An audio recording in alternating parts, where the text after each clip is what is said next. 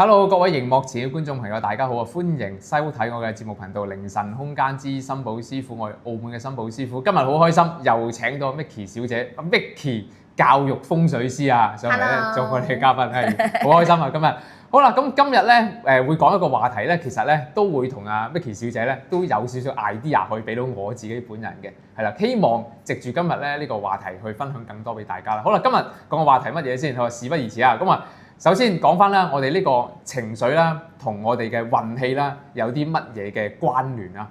好啦，咁因為咧最近咧，我哋真係有個客人咧，佢就揾咗我算命，甚至乎咧佢又之後又問我啦，我哋可唔可以幫小朋友算命㗎？係啦，因為阿 Vicky 咧咁啱，大家知道啦，佢咧其實都有個小朋友，係啦，都幾個月大嘅啫，所以佢都問我咧話可唔可以幫個 BB 算命嘅？佢都問我呢個問題嘅，正，所以今日順便解答翻大家。好啦，發生咩事？其實都有個故事㗎，想分享翻俾大家咧，就係有個爸爸啦，咁佢有兩個仔嘅，一個就相對樂觀，一個就相對係比較悲觀。好啦，咁原來咧樂觀同埋悲觀嘅人士咧，可以令到我哋嘅運氣咧產生好大嘅影響㗎，甚至乎有啲人會覺得原來咧我哋係令到自己運氣好啦，係咪就真係純粹係擺下啲咩風水擺件就令到我哋運氣好咧？原來我哋改變自己咧，先至係最好嘅風水，令到我哋咧產生最大嘅運氣上面所獲得嘅效益啊！好啦，發生咩事？先等我係講呢個故事俾大家聽先啦。好啦，有位爸爸啦，咁佢最近問我算命，咁其實佢都係應該係30零歲咁樣啦，有兩個仔嘅。好啦，咁佢兩個仔個性格係完全相反嘅，一個咧就相對係比較樂觀啦，另一個咧就比較悲觀，成日都好中意喊啊，好容易投訴啊，好容易唔開心嘅。咁呢個爸爸咁咧，佢又做咗個小嘅實驗。咁當然呢個好唔好咁，我一陣間再等阿 Vicky 呢個教育嘅專家再去解答我啦。因為係啦，佢先係專家啦。咁佢做咗一個小實驗嘅，想嘗試咧去教導佢哋咧。咁如果我哋又有啲咩嘅做法睇法，會令到我哋件事可能會有啲咩結果，所以嘗試做一個小嘅實驗啦。發生咩事？咁佢咧有一日啊，佢就話佢咧即係揾我算完命之後啦，咁佢同我傾偈咧就話佢咧俾佢嗰兩個仔啊，都各自買咗一份新嘅玩具俾佢哋啦。好啦，咁佢就但係咧嗰個玩具就唔係無端俾佢嘅，佢話咧就要做一個小實驗，一個小嘅測試。係乜嘢測試咧？佢就話嗱。好啦，我咧就而家俾一個玩具你啦，呢個禮物係送俾你嘅，但係你必須咧要留喺屋企嗰個雜物房嗰度咧，就1個鐘。咁你喺嗰個雜物房嗰度1個鐘，你玩完嗰個玩具之後出嚟話俾我聽，咁究竟係玩得開唔開心啊？好唔好啊？咁然後咧我就會真係將嗰個玩具送俾你噶啦。咁當然啦，都可以帶埋嗰個新玩具入房嘅。佢有兩個仔都做咗呢個咁樣嘅測驗嘅。好啦，樂觀啲嗰個啦，咁佢就攞咗嗰個新玩具啦，好開心咁入咗嗰個雜物房。嗰個雜物房唔係好似大家諗咁樣，哇，好簡單，有少少嘢入邊啦。嗰個雜物房咧，佢就同我講有污糟啦，係啦，又有好多啲舊嘅物品啊，有啲啲紙啊，啲舊嘅紙啊，周圍啲雜物啊都擺晒喺度，係啦，咁啊而且嗰個雜物房唔靚嘅，周圍又發晒毛咁樣啦，係啦，唔靚嘅氣氛對於小朋友嚟講都還有少少恐怖嘅添㗎。好啦，咁嗰個樂觀嘅小朋友咧，反而入到去嗰個房入邊咧，好開心啊！咁佢就同我講發生咩事咧？入到個房入邊咧，佢玩佢個玩具咧，玩到出神入化咁。點樣出神入化咧？其實嗰個係一個機械人嚟嘅，嗰個玩具一個好高身嘅咁樣機械人啦。係啦，即係我唔熟悉嗰啲日本動漫嗰啲啦，反正係一個機械人啦。好啦，咁然後咧入到去嗰個房嗰度咧，佢就話嗰個樂觀嗰個仔，我當佢係A 小朋友啦。咁佢就話入到去咧，佢咧將嗰啲紙啊嗰啲咁嘅嘢咧，就將嗰啲舊紙嗰啲搣晒出嚟。跟住咧就將佢咧變成咧一啲波，類似係波咁樣啦。佢就話咧嗰啲係嗰個機械人嘅敵人嚟嘅。咁然後咧佢就當佢咧係一啲好似一班嘅軍隊咁樣喺度玩啦，自己整咗個小遊戲出嚟。咁佢咧就好順利咁樣玩完咗1個鐘咧，出到嚟咧，甚至乎同佢爸爸分享啦。哇！我入邊玩得好開心，好刺激啊！我整咗個軍隊出嚟咧，跟住咧佢同嗰個機械人咧去戰鬥啊。跟住咧玩完之後咧就講話邊個輸咗，邊個贏咗，期間仲發生咗啲咩事情添。佢玩得好刺激啊！跟住佢好多謝佢個爸爸咧送呢個新嘅玩具俾佢，佢真係覺得好刺激啊！呢個遊戲，咁佢以後咧都甚至乎想繼續入去嗰個雜物房度玩，因為佢覺得咧入邊好多雜物咧全部都係可以變成玩具嘅一部分㗎，譬如啲舊嘅紙張啦，一啲舊嘅書啦，或者係一啲可能係一啲舊嘅書架嗰啲咁咧，全部都可以變成玩具嘅。佢覺得太好啦！呢個真係好好嘅呢件事。另一個係啦 B 小朋友啦，咁佢咧同樣做咗呢個實驗啦，咁佢咧就睇法係點樣咧？佢攞咗呢個入去呢個玩具入房咧，佢覺得咧間房太過刺激啦，佢認為對佢嚟講咧呢個係一個懲罰嚟嘅，佢唔覺得係個遊戲。點解咁講咧？佢入到去嗰間房，首先又黑掹掹啦，有燈嘅，只不過比較昏咁解啫。而且又舊啦，好多雜物啦。佢覺得佢個爸爸咧係想懲罰佢，先至要送呢個禮物俾佢，所以咁樣啊，所以先至叫佢入去嗰個房度。即係呢個係一個好大嘅挑戰啊！必須要得到一個好大嘅懲罰先可以攞到呢個玩具。咁佢入到去做啲乜嘢咧？佢就乜嘢都冇做到。咁入到去咧就係喊足咗1個鐘。咁咧喊完嗰個鐘出嚟之後咧，咁佢就冇任何嘢分享到俾佢爸爸，就係話入邊好恐怖啊，我好驚啊，好唔開心啊。咁其實佢冇就去1個鐘，佢一入到去咧喊咗大概大半個鐘度咧，佢個爸爸覺得頂唔順啦，就放翻佢出嚟咯，就出翻嚟啦。咁佢個爸爸當然啦，為咗安慰佢、獎勵佢啦，都仍然係將呢個新嘅玩具咧，仍然送俾佢。咁佢就問佢啦，咁你有冇學到乜嘢啊？咁佢就話冇啊，好唔開心啊，入到去咧就乜嘢都冇做到咯，就係好驚咯，係啦，所以我亦都冇玩嗰個新玩具，亦都唔知嗰個新玩具嗰個機械人有啲乜嘢好玩，亦都唔知乜嘢。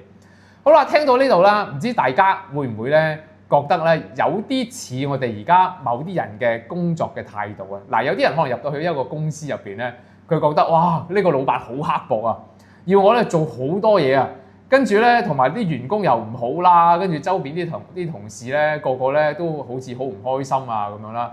咁然後我要做好多嘢啊，一日咧就做到黑嘅，又要加班啦，又要搬呢樣又搬嗰樣，好辛苦。咁然後咧，咁佢就不停咁埋怨啦。有啲人咧相反去到呢個公司咧，可能佢啊啱啱咧就20幾歲去到個公司，就覺得哇好開心啊！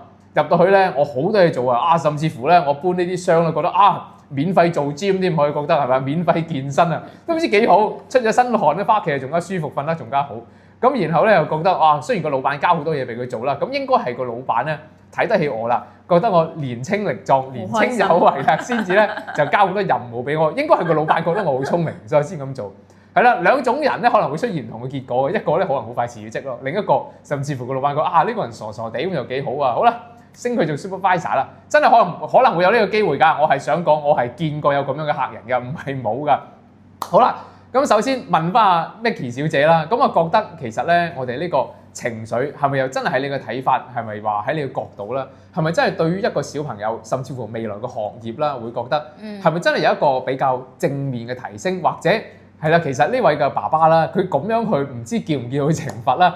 其實呢種教育方式亦都係好定唔好咧？唔知你會覺得？我點解你講嗰陣時我喺度笑咧？其實我覺得呢一個故事咧，即係你呢兩個小朋友咧，我覺得呢個爸爸係咪傻㗎？點解咁講咧？因為咧，其實你好難去，我哋要咁樣睇，100個人有好難你去揾到有10個人咧，真係可以去主動樂觀咁樣去面對一個事情。咁通常咧，去到咩情況下咧，先至可以去到好似你啱啱講嗰個小朋友，可以自己喺嗰個即係喺嗰個空間裡面，自己可以自娛自樂咧。咁係因為我哋睇兩種喎，咁要睇佢日常係點。當然啦，因為我未深究到你嗰個家庭嗰個成長係點啦嚇，嗰個小朋友。咁好似你啱啱講嘅問題咧，其實咧我哋喺生活當中咧，現實咧。我哋自己啊，即係我哋自己，你嗰個故事同我生活當中，其實我自己都有發生過嘅。咁係點樣咧？通常喺咩情況下先可以喺嗰個黑暗嘅房間裡面，仲可以玩得咁開心，仲要污糟邋遢？有燈嘅，佢唔係冇燈嘅，佢有燈嘅，有燈嘅，唔光啫，只不過唔光。咁嘅情況係乜嘢咧？就係你好寂寞嘅時候啦。通常一個小朋友已經習慣咗寂寞，習慣咗。要等待嘅情況下，好似我自己咁樣啦，我自己都有試過呢個情況嘅。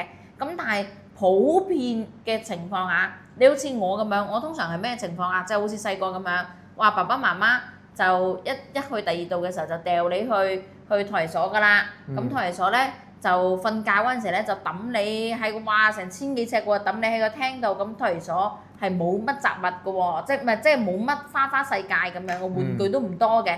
咁你可以玩咩？玩手指啊！呢個叫爸爸，呢個叫媽媽，跟住兩個喺度講嘢咁啊，我都可以嘅。咁但係咪樂觀咧？當然我都係一個樂觀嘅人，咪而家點坐喺度咧？咁但係我哋會兩睇，佢經歷咗啲乜嘢，佢先至可以跨越到自己喺自己嘅世界。可以自己去經歷。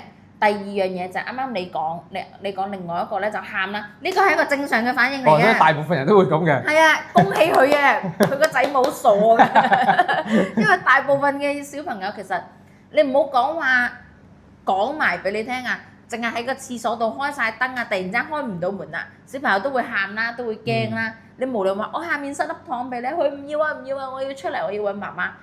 咁係一個好正常嘅自然反應嚟嘅。咁但係如果你話賴佢如果係想做一個測試，即係悲觀同樂觀嘅小朋友，究竟我哋咁樣做係咪真係可以測試到一個正面嘅結果咧？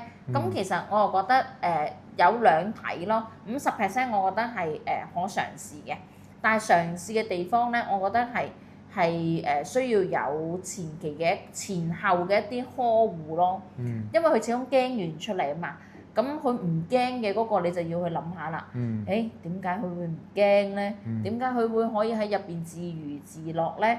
咁你就要有好多問題咯喎。咁但係我好認同你講一樣嘢嘅，咁亦都有另外嘅50%就係嗰個小朋友真係好樂觀，樂觀到佢係可以自己同自己玩，自己去安慰自己，即係佢有自救嘅能力。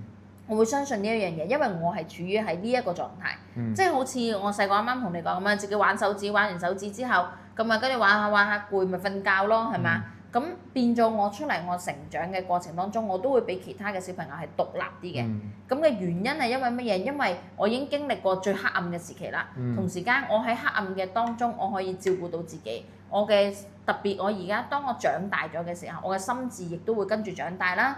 我樂觀嘅年齡啊，即係樂觀都有分咁細嘅樂觀啦，定係咁大嘅樂觀噶嘛。咁變咗，當我而家以前細個個樂觀狀態係咁嘅。